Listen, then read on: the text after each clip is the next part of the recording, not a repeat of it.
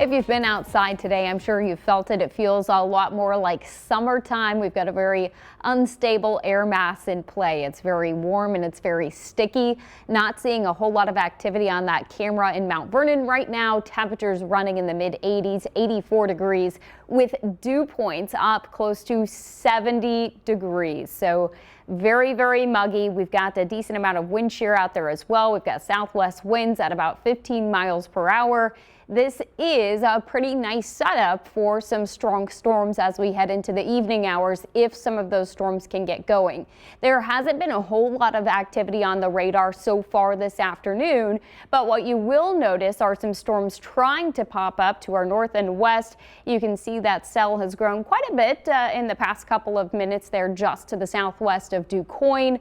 Right now, not severe, not seeing any lightning at this time, but once we start to see some of these storms popping up, we are expecting them to have the ingredients to become strong over the course of the next couple of hours. Models do seem to favor western Kentucky and southeastern Illinois over the course of the next couple of hours. But with that said, the ingredients are present across the entire viewing area for that severe weather to form. So we do have a level 2 risk across the entire area tonight. That's on a scale of 1 to 5. If we do see some of those storms popping up, hail, tornadoes, winds, we will see the possibility of all of those threats. So just make sure if you're going to be out and about tonight that you do have a way to get alerts. There are a couple of limiting factors that we're keeping an eye on. We'll start to see better chances for severe weather as we head into your Wednesday because we won't see as many of those limiting factors. So tonight, keep an eye on it. Possible strong storms. Better chances, though, are expected to arrive as we head into your Wednesday.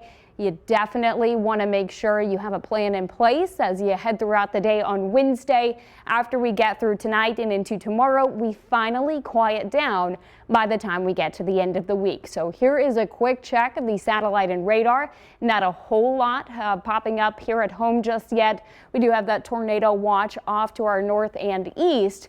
That does not extend into our viewing area, but we are going to watch the evening hours very closely.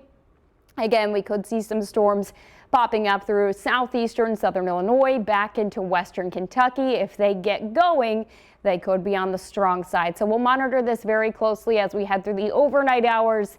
I think after midnight tonight, we do start to quiet down for the most part until tomorrow. So there's a couple different things that we are watching for your Wednesday. As we head throughout the morning hours, it does look more and more like we're going to see some maybe showers and thunderstorms starting to develop by 10, 11 o'clock through our southern counties. Those will push to the north, and as they do, we could see some of those becoming quite strong. We could see, again, some large hail, tornadoes, potentially strong tornadoes, and gusty winds. So that's the first thing that we're watching. The other thing that we're keeping an eye on is while this is going on, we are expecting a line of storms to develop across central Missouri. And there it is at about 7 o'clock. That'll start to make its way into our area as we head through the evening hours. We could see some brief spin up tornadoes along that line and then straight line damaging winds, large hail. Out ahead of this line, we could see again some isolated cells develop. If we see those isolated cells develop, that's where we're more likely to see these stronger tornadoes. So we'll keep a close eye on that. Straight line damaging winds expected with the line. The good news is we are expecting this to move out fairly quickly. It's not going to be an overnight event,